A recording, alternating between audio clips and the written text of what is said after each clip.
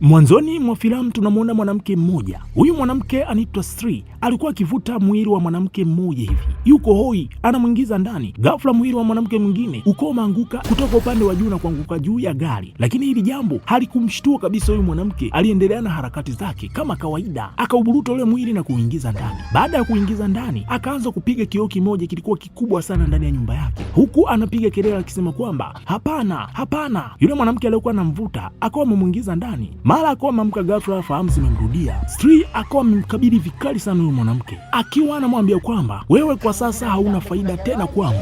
Karibu WhatsApp channel, link ipo kwenye comment huko, sehemu ambapo utakuwa unapata taarifa kila kitu kinachoendelea. Tuanze tukio hili moja kwa moja na mwanadada mmoja anaitwa Arini. Yupo kalala nyumbani kwake. Mume wake baada ya kuingia hapa, huyu jamaa anaitwa Hendra kafika, anamshtaki mke wake kwamba ameingiza mwanaume mwingine humu ndani. Anamhoji, mwanaume wako yuko wapi? Mke wake anamwambia kwamba mbona hamna mtu yoyote humu ndani, niko mimi mwenyewe. Mara akawa amepita mwanaume mmoja huko ndani. Hendra akawa amemwona, akaenda kumkabili. Mshikaji anajitetea, anasema kwamba mke wako ndo kaniita hapa. Sasa Arini akawa amefika hapo, anamshangaa mume wake, nini kinachoendelea? Mbona hamna mtu yoyote eneo hilo? Kweli hamna mtu yoyote eneo hilo. Jamaa muda huo huo akaanza kusikia minong'ono ya ajabu. Alina akamletea dawa zake, ni dawa za magonjwa ya akili kiufupi. Akamsii mme wake azinywe dawa hizo, sio kwa sababu yake, bali ni kwa sababu ya mtoto wao anaitwa Liani. Hata hivyo, Hendra akawa amekasirika sana baada ya kusikia hivi. Watu hawamwamini, wanamwona kama mwenda wazimu. Akawa amesepa eneo hilo. Sasa baada ya miaka kadhaa kupita, gari moja lilikuwa limefika katika nyumba ile ile ambayo tuliona mwanzoni mwa filamu. Baada ya kufika hapa, kuna bwana mkubwa alikuwa anaitwa Plum. Yeye ndiye mwanamume mpya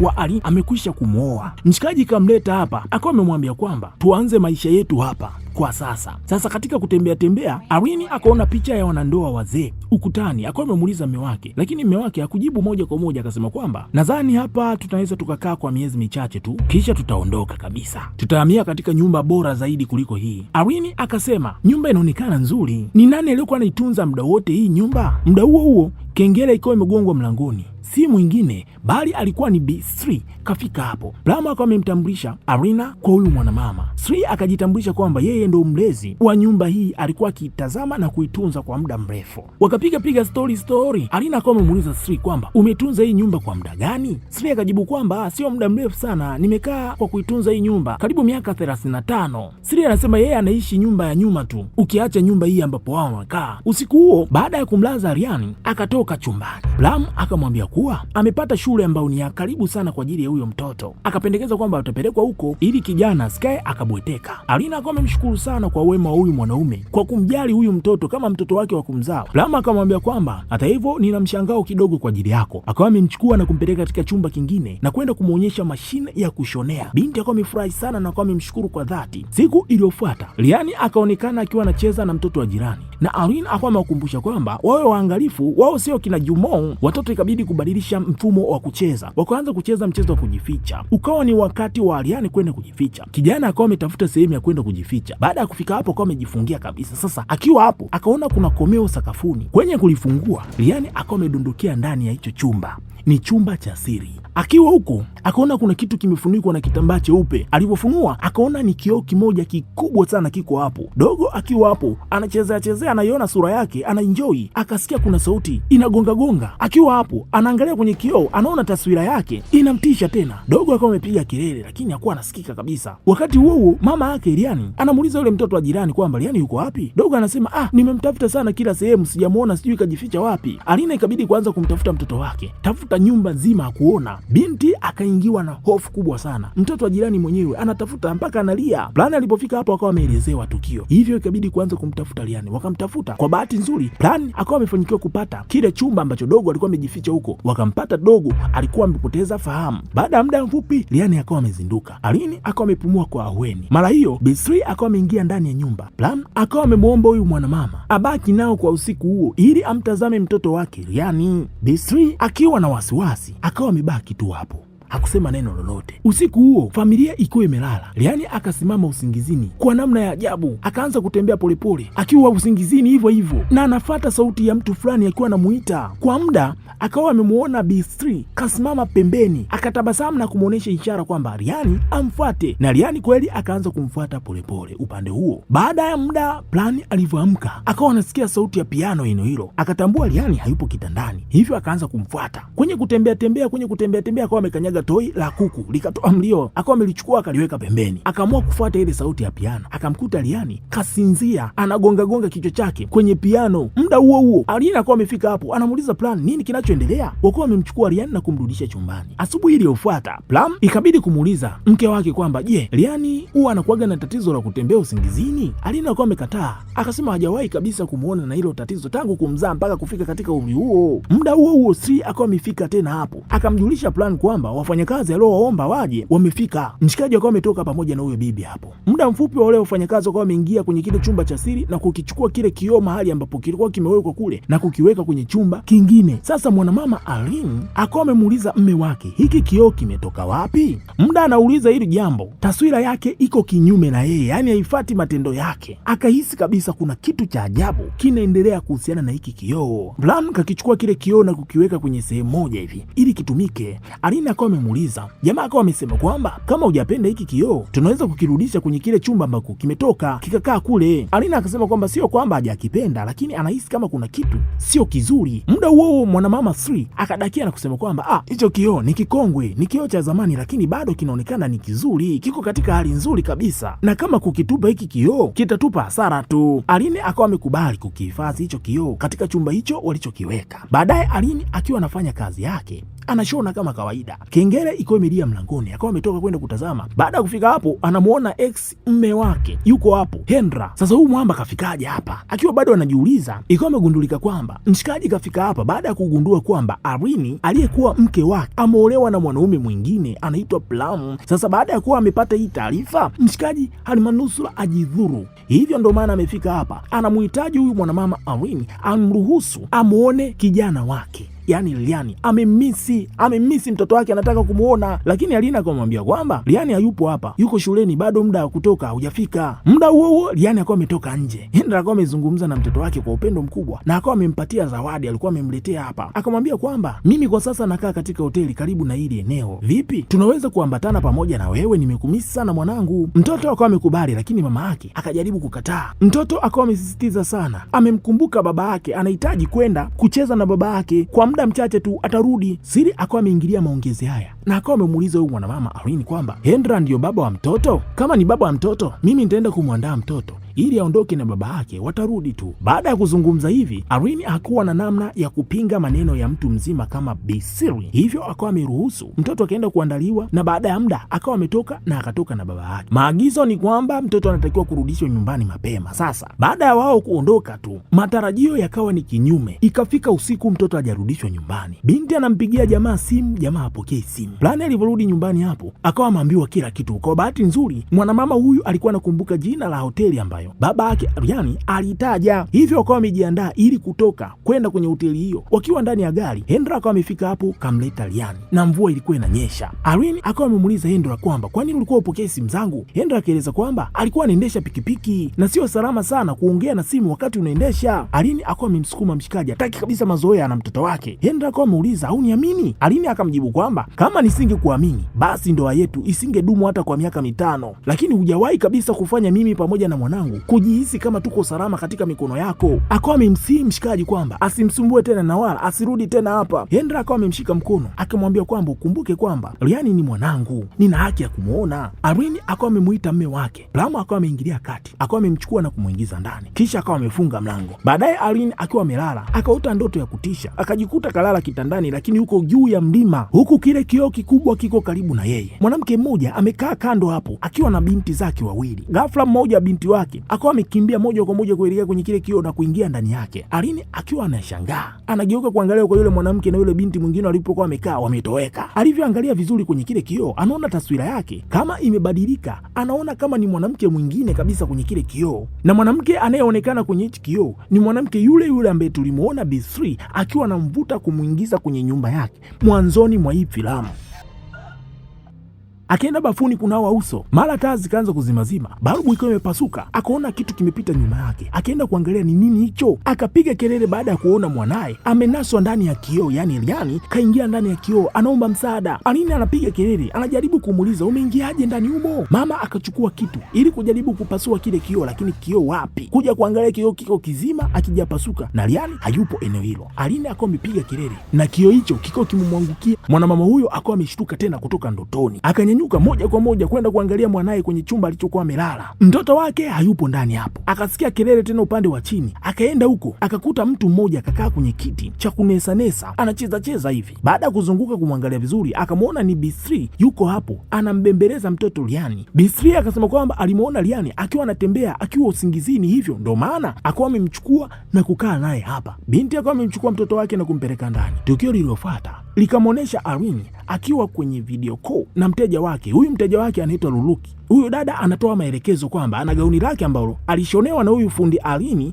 analihitaji gauni hilo shingo ishushwe. Sasa mara hiyo wakati wao wanaendelea kuzungumza, Aline akawa amemuona Plan, yani mme wake kafika hapo, anamuonea mme wake kwenye kioo. Mwanaume anamwambia kwamba mpenzi wangu, tuondoke kwenye ile eneo kwa sasa. Binti anamwambia kwamba bado mimi nazungumza na mteja wangu. Sasa wakati Aline anaendelea kuzungumza na mme wake, mteja Luluki anashangaa mbona Aline anazungumza mwenyewe, na anamsikia Aline anamuomba msamaha mme wake, anamwambia kwamba samahani. Na kweli baada ya kuzungumza hivyo akamrudia mteja wake na akamwambia kwamba unajua mme wangu ndo karudi nyumbani hapa, ndo nilikuwa nazungumza naye. Sasa Luluki kabidi kumuuliza mme wako wapi, ulikuwa unaongea naye wapi, mbona mimi sioni mtu yoyote eneo hilo. Aline kabidi kutoka hapo kwenda kuchunguza, kuangalia ndani ya nyumba, mme wake hajafika wala hata hajarudi. Sasa Luluki jinsi alivyokuwa anaangalia kila kitu kinachoendelea, anaona kabisa kama movie ya kutisha. Luluki akaanza kutetemeka, yani yeye anaangalia kwenye simu, ghafla kitu kimoja kilikuwa kimemtisha. Luluki akawa amepiga kelele na simu ikawa imekatika. Plum alipofika nyumbani hapo akamkuta mke wake amekaa pembeni akiwa na hofu na mshtuko mkubwa, akawa amemfariji sana na akawa amemrudisha ndani. Baada ya muda,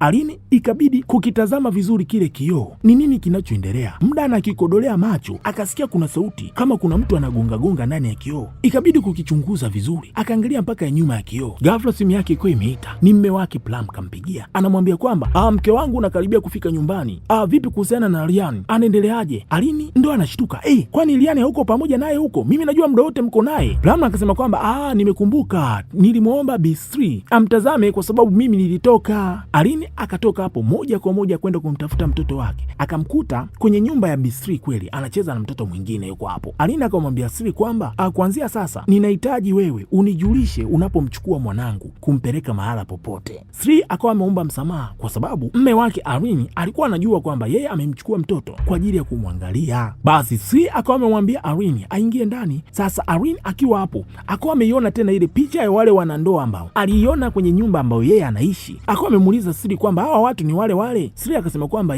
hao watu ni wale wale. Sri akaeleza kwamba hiyo picha ina zaidi ya miaka 25 na hao wanandoa walishakwisha kufariki miaka nyuma huko. Aline alipouliza kilichotokea baada ya wao kufariki, Sri akasema kwamba ile nyumba ilirithiwa na wanafamilia, lakini hakuna hata mmoja aliyetamani kukaa kwenye ile nyumba, na akasema kwamba kwa sababu hiyo yeye pamoja na mme wake walilazimika kuitazama ile nyumba maisha yao yote. Aline akaomba namba ya mawasiliano ya hiyo familia, lakini Sri akasema kwamba atalazimika kwenda kuitafuta kwenye vitabu kwa sababu hakumbuki. Akawa amemuuliza kwa nini unataka kuwasiliana na hiyo familia? Aline akajibu kwamba nataka tu kuzungumza nao kuhusiana na mambo fulani fulani hivi. Aline alivyotoka hapo akaenda katika duka la vitu vya kale. Kafika hapa kwa ajili ya kuchunguza ama kuuliza kama wao pia wanajua chochote kuhusiana na kioo alichonacho nyumbani kwake. Muuzaji akasema kwamba hajawahi kuona kitu kama hicho, na akawa amemshauri pengine kama ataona sehemu ya hicho kioo aione vizuri ndo anaweza kutoa maelezo zaidi. Sasa akiwa hapo, kuna mwanadada mmoja anaitwa Tusi kaingia dukani hapa, kaja kununua kitabu cha zamani. Sasa Irene alivyoona alama ya kitabu hicho ni sawa sawa na alama ambazo ziko kwenye kile kioo nyumbani kwake,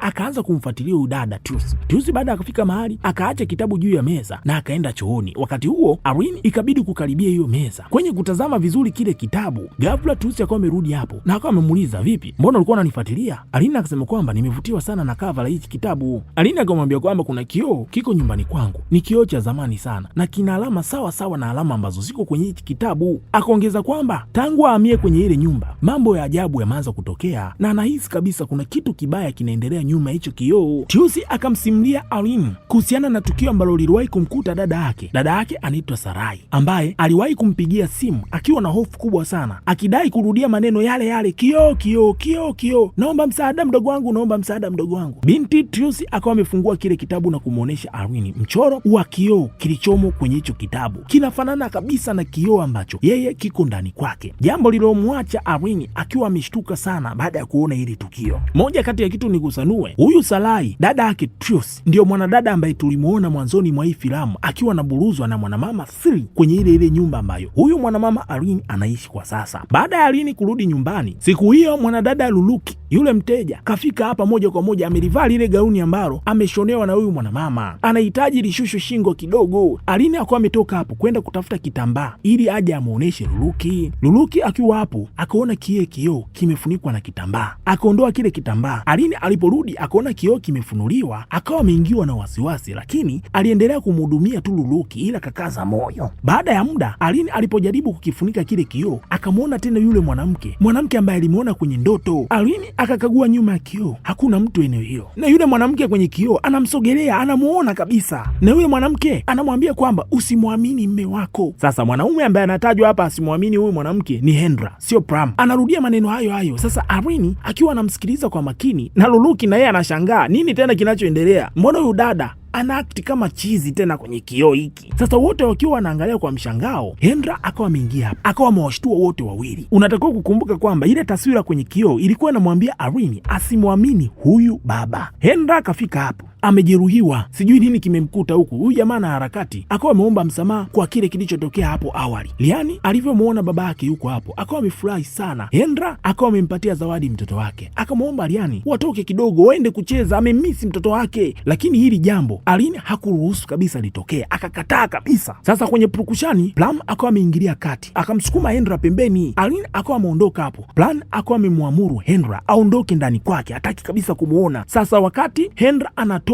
mlangoni, hapa kulikuwa kuna kioo. Hendra akawa amestaajabu jambo analoliona mbele ya macho yake, sijui ni nini alichokiona, lilimtia hasira moja kwa moja, akawa amemshambulia Plam, akamtwika ngumi moja nzito, na anamuuliza unajua mimi ni nani? Sasa baadaye Liani akawa ametoka hapo na akawa ameona jinsi ambavyo baba yake ananyanyaswa.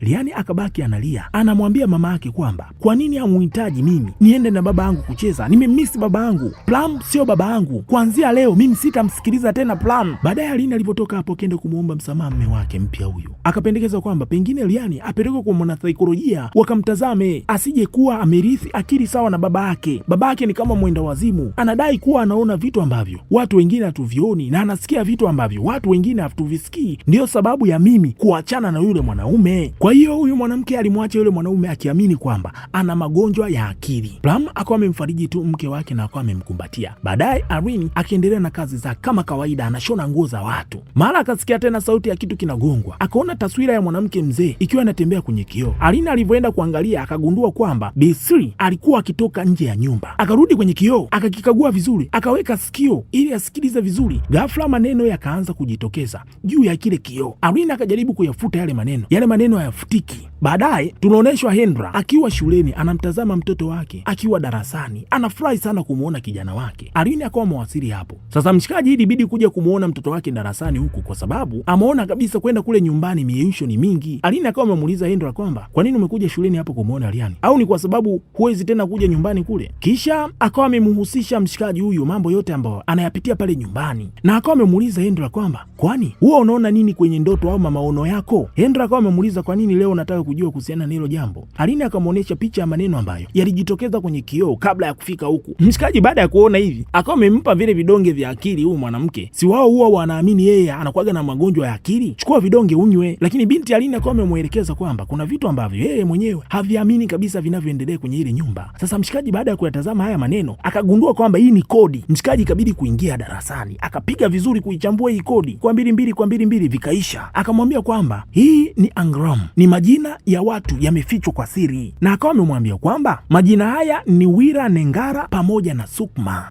ndiyo yalikuwa yameandikwa kwa kodi. Baadaye Aline akaenda moja kwa moja kumtembelea Tusi, ambaye yeye akawa amemwonyesha picha za dada yake Sarai. Sasa huyu mwanamama Aline baada ya kumtazama vizuri akawa ametambua huyo mtu ambaye anamuona kwenye hizi picha ndio yule ambaye mara nyingi anamuona kwenye kile kioo, na akatambua kwamba nyumba ambayo inaonekana kwenye hii picha ndiyo nyumba ile ambayo yeye anaishi kwa sasa. Tiu akaeleza kuwa familia yao ilihamia kwenye ile nyumba miaka michache iliyopita. Mwanzoni kila kitu kilikuwa sawa kabisa, lakini baadaye kuna jambo la ajabu lilitokea. Hata hivyo, Tiusi alikaa kwa siku chache tu kwenye ile nyumba, akalazimika kwenda nje ya nchi kwa ajili ya masomo. Baada ya muda, Sarai akaanza kumpigia simu mara kwa mara akiwa na hofu, anasema kwamba anataka kuondoka kwenye ile nyumba kwa sababu kuna kitu kibaya kinaendelea, na mara nyingi alikuwa akitaja kioo. Aline akamwambia Tiusi kwamba mara kadhaa anamuona dada yako ndani ya kile kioo. Tiusi akawa ameshangaa sana, akamuuliza unamaanisha nini kusema hivi? Aline akaeleza kwamba mwanzoni nilikuwa nadhani ni ndoto tu, lakini kwa sasa na kadiri muda unavyozidi kwenda ninaona ni uhalisia kabisa. Tiusi akaendelea kusema kwamba baada ya muda waliacha kuzungumza na dada yake kuhusiana na mambo ya kioo kwa sababu dada yake alikuwa bize kujiandaa na harusi yake. Sarai akawa amemsihi sana mdogo wake Tiusi arudi nyumbani mapema ili aungane pamoja naye amjue mchumba wake kabla ya hiyo ndoa, lakini Tiusi hakuweza kurudi kwa sababu ya masomo. Baadaye alipokea habari mbaya kwamba dada yake amefariki dunia. Polisi walisema kwamba lilikuwa ni jambo la wizi lilitokea katika ile nyumba, vurugu zikatokea, dada yake akawa amefariki. Lakini maelezo hayo hayakumridhisha kabisa, hayakuwa na mantiki ya aina yoyote kwa upande wake. Aline akamuuliza Tiusi kwamba uliwahi kumwona mchumba wa dada yako? Tiusi akisema kwamba hajawahi kabisa kumwona. Sasa wakati wanatazama hizi picha, Aline akawa amemtambua mtu mmoja kwenye ile picha, ni B3. Alikuwa amesimama upande wa nyuma, anaonekana kwa mbali. Hili jambo lilikuwa limemtia mashaka sana. Aline akawa amemwomba huyu dada amwazimishe kile kitabu chake. Yule dada kweli akawa amemwazimisha. Moja kwa moja Aline alipotoka hapo akaenda moja kwa moja kwenda kuingia kwenye nyumba ya Siri kwa siri. Akaanza kukagua vitu. Akagundua picha za zamani za mwanaume na mwanamke, lakini wote ni wazee. Kwenye kutazama zaidi akapata ukurasa uliochanwa. Ukurasa umechanwa katika kitabu. Ukurasa ambao ulikuwa na maneno ya tambiko la kutisha. Maandishi hayo yanazungumzia kiumbe cha giza, mlinzi wa kifo, tambiko linalohusisha kioo na laana zilizofungwa ndani ya hicho kioo, huku maneno hayo yakimwahidi mtu atakapotimiza tambiko hilo hatokufa kamwe. Yaani yeye kitakachokuwa kinamfaa kufanya ni kubadilisha mili tu, lakini maisha yake yatabaki kuwa pale pale. Ukurasa huo una maneno ya kichawi ya hilo tambiko. Aline akatambua kwamba ukurasa huo ulikuwa umelaluliwa kutoka kwenye kile kitabu. Aline aliporudi nyumbani akawa amemwalika mwanamama B3 akae pamoja naye kwenye meza ya chakula, wakaanza kuzungumza. B3 katika swala la kupika yuko vizuri sana na anakumbuka kila kitu, aina ya vyakula vya watu wote ambao waliwahi kuishi kwenye hii nyumba anavikumbuka vizuri na ladha zake. Sasa katika story Aline baada ya kutambua hivyo akawa amemwambia kwamba hongera, unaonekana una kumbukumbu nzuri, unajua namna ya chakula cha Ryan pamoja na Plan wanavyovipenda. Siri akajibu kwamba ni sehemu ya kazi yangu kujua tabia na mapendeleo ya kila mtu aliyewahi kuishi kwenye nyumba hii. Aline akawa ameuliza kwamba vipi kuhusu Sarai, unajua kuhusiana na chakula alichokuwa anakipenda? Sasa baada ya hili jina Sarai kutajwa, Siri akawa ameshtuka, huyu binti amemjuaje huyu dada? Aline akasema kwamba Sarai aliishi kwenye nyumba hiyo miaka 2 iliyopita na kuna mtu huko nje ndiye amemwambia kuhusiana na hizi habari, ndio maana akamuuliza. Siri akakaa kimya kwanza kwa muda, baadaye akawa amemjibu kwamba miaka 2 iliyopita mimi sikuwa anafanya kazi eneo hili, nilikuwa nje ya mji. Nje ya mji tena? Huyu bibi vipi tena? Kashajisaulisha kwamba amesema kwamba yeye amewahi kufanya kazi kwenye hii nyumba miaka 35. Aline akawa ameuliza ni nani aliyekuwa anaitunza hii nyumba miaka 2 ambayo wewe ulikuwa haupo? Siri akawa amemtazama kisha akasema Sukma, jina lake Sukma. Akanyanyuka hapo na akawa ameondoka.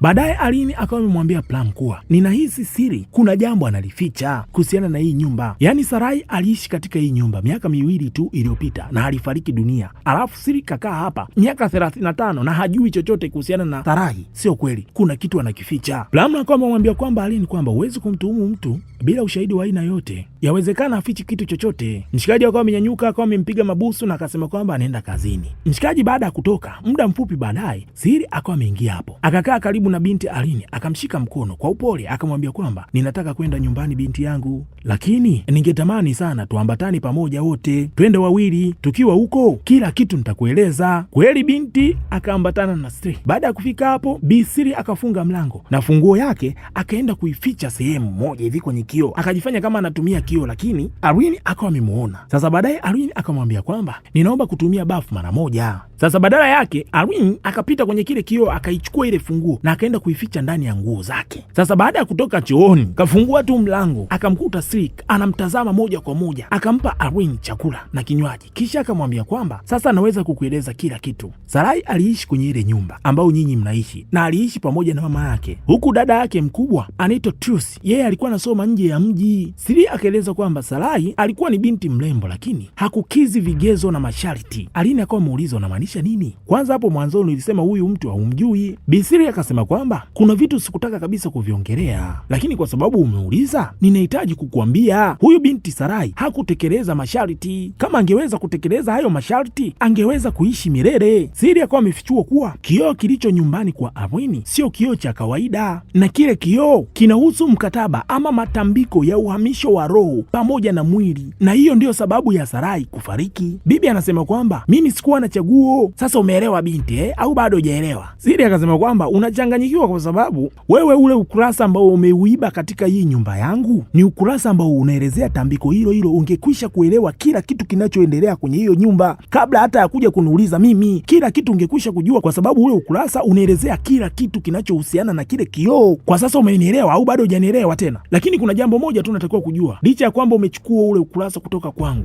mimi ninayajua maneno ya kichawi ndani ya moyo wangu, ndani ya akili yangu. Sina haja ya kusoma mahala popote. Binti baada ya kusikia hivi akawa amepatwa na hofu, akajaribu kukimbia, lakini Sri akawa amembana mkono wake mlangoni. Aline akawa amepambana na akawa amekimbia barabarani moja kwa moja. Kwa bahati nzuri akawa amekutana na mume wake Plan. Kafika hapo akawa ameingia kwenye gari. Walipofika nyumbani, Aline akamwambia kwamba Plan, Sri alimuua Sarai. Binti akawa amekimbilia ndani kwenda kumtafuta mtoto wake. Sio mahala salama tena kukaa kwenye hii nyumba. Sasa akiwa hapo, mtoto wake Riani hayupo huko ndani. Kumbe Riani alikuwa amejificha anamtazama tu. Aline akawa amemwambia kwamba Plan, Riani ametoweka, tunahitajika kumtafuta na tuondoke kwenye hii nyumba. Muda huo huo kengele mlangoni iko imebishwa. Binti Aline akawa amemkataza mume wake asiende kufungua mlango, lakini Plan akawa ameenda, yeye ndio kidume. Baada ya kufungua ni Birsi kaingia hapo. Binti akiwa elewi akaanza kushangaa anachokiona, haamini. Anamwona Birsi pamoja na Plan wanapigana mabusu ya kimahaba. Binti Aline anashangaa ni nini anachokiona, na Birsi anamtazama huyu binti kwa jicho la dharau. Muda huo huo Plan akawa amempiga Aline na kupoteza fahamu. Hadithi inarudi nyuma. Wale wanawake wawili mwanzoni mwa hii filamu, yule mmoja alidondoka kutoka juu kushuka chini,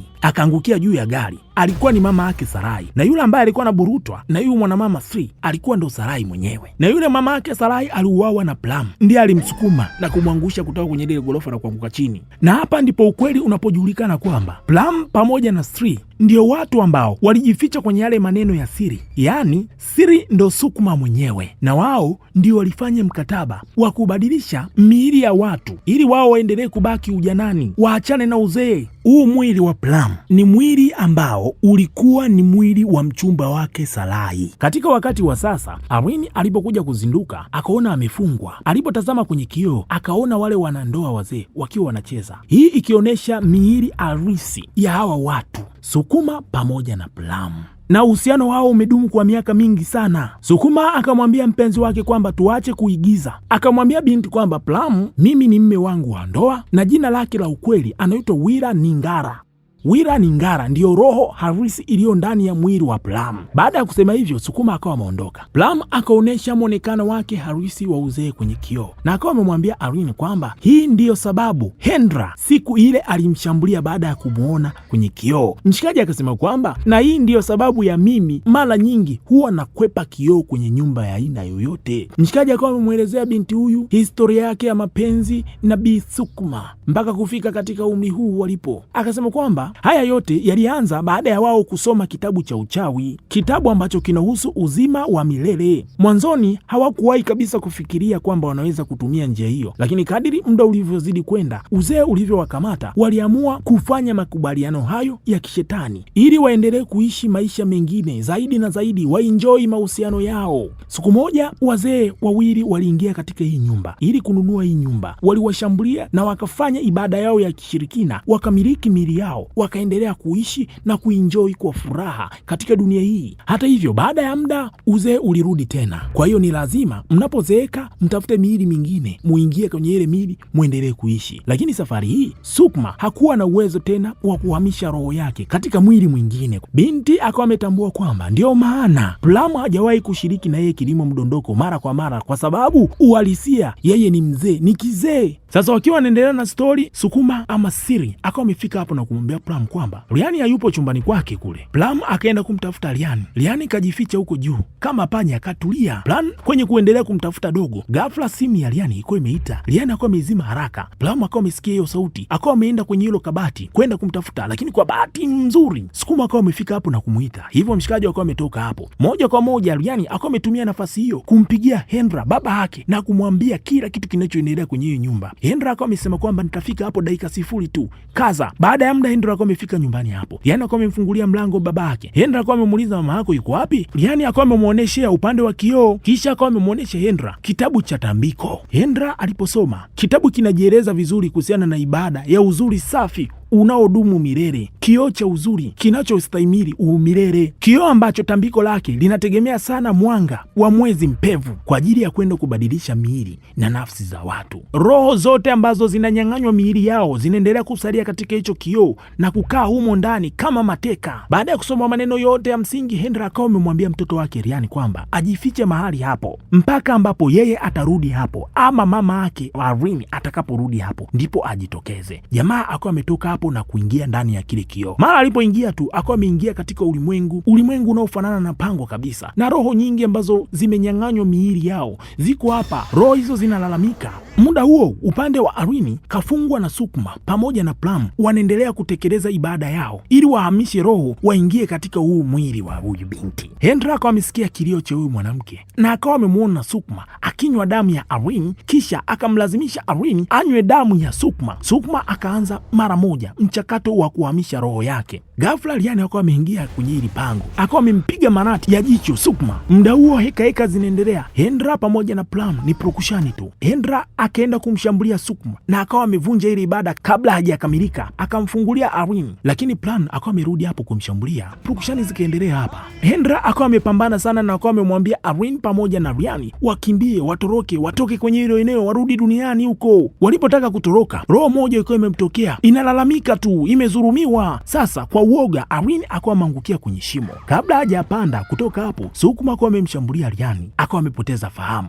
Irene akamwomba Sukma asimuue mtoto wake, kuliko amuue mtoto wake bora amuue yeye mwenyewe. Sukma hakutaka kusikia neno hilo, lakini kabla hajatekeleza kitu chochote kumuua yule mtoto, Hendra akawa amemzuia na akawa amemshikilia, akamruhusu binti Irene akimbie pamoja na mtoto, watoke kwenye huo ulimwengu warudi ulimwengu wa kawaida. Kweli wakawa wamefanyikiwa kutoka eneo hilo na akarudi katika dunia ya kawaida huku. Irene akiwa amekufa moyo, analia kwa uchungu, anakumbuka mema ambayo aliwahi kuyapitia pamoja na mume wake Hendra kabla hawajaachana. Akamshukuru kwa moyo wake wa kumwokoa yeye pamoja na Liani, lakini akiwa naamini kabisa jamaa atakuwa amefariki huko huko. Ghafla akaona mkono wa Hendra ukiwa unatoka ndani ya kioo. Irene akawa amemshika na kumfanyikisha kumvuta. Wawili hao wakuwa wamekumbatiana kwa furaha. Tukio hili lilikuwa limeishia hapa. Baadaye tunamwona Hendra, Irene pamoja na Liani wakiwa wanaishi pamoja kama familia yenye furaha na amani na upendo. Wakuwa wanapiga msosi, wanazungumza maneno ya hapa na pale. Baada ya muda mlangoni pakabishwa hodi. Irene alipoenda kufungua akamwona ni Tius kafika hapo, kamletea picha ambayo anaamini ni picha ambayo inaonyesha mchumba wa dada yake Sarai. Kwenye picha mchumba wa Sarai ni Plum. Hili jambo lilikuwa limemshtua sana binti. Sasa kwenye kutazama hii picha vizuri, akamwona Plum jinsi alivyokuwa ameshikilia kile kikombe ni mtindo ule ule ambao amemuona mpenzi wake Hendra akiwa ameshika kikombe pombe kwa namna hiyo hiyo. Sasa binti alivyotuliza komwe akatambua kwamba hata Hendra namna alivyombusu na kumkumbatia ni kama Plum,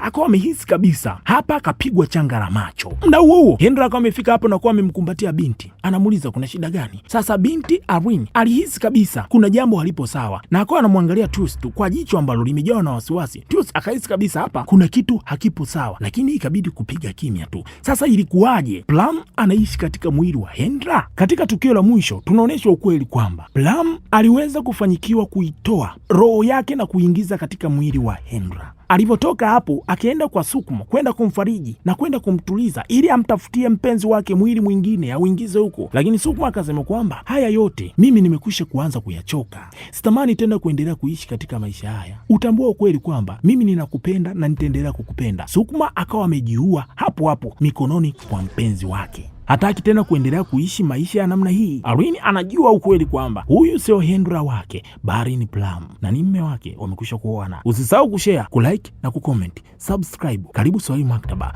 chimbo la wajanja. Filamu hiyo imeishia hapo.